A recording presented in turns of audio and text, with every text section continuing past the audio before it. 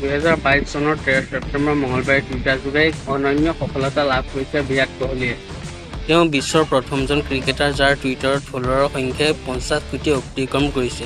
তেওঁ এতিয়া ভাৰতৰ তৃতীয় বৃহত্তম টুইটাৰ একাউণ্ট 50 কোটি বা 50 কোটি অধিক ফলোৱাৰ লাভ কৰিছে। ভাৰতৰ প্ৰধানমন্ত্ৰীৰ কাৰ্যালয় অৰ্থাৎ PMৰ অফিচিয়েল টুইটাৰ একাউণ্টত বিৰাট কোহলীতকৈ 50 কোটি অধিক ফলোৱাৰ আছে। যিকোনো ভাৰতীয় টুইটাৰ একাউণ্ট PMৰ একাউণ্টত 50.5 মিলিয়ন ফলোৱাৰ আছে। একে সময়ত ভাৰতৰ প্ৰধানমন্ত্ৰী দেশৰ প্ৰথম এনে টুইটাৰ একাউণ্ট হোল্ডাৰ যাৰ ফলোৱাৰৰ সংখ্যা 82.3 মিলিয়নতকৈ অধিক। টুইটাৰ সৰ্বাধিক ফলোৱাৰ ক্ৰিকেটৰ তালিকাত বিৰাট কোহলী প্ৰথম স্থানত থকাৰ বিপৰীতে ক্ৰিকেটৰ দেৱতা শচীন তেণ্ডুলকাৰ দ্বিতীয় স্থানত আছে। তেওঁৰ টুইটাৰত ফলোৱাৰৰ সংখ্যা 38.8 কোটি। আন কোনো ক্ৰিকেটাৰ টুইটাৰত ফলোৱাৰৰ শীৰ্ষ 100 গৰাকীৰ তালিকাত অন্তৰ্ভুক্ত কৰা হোৱা নাই।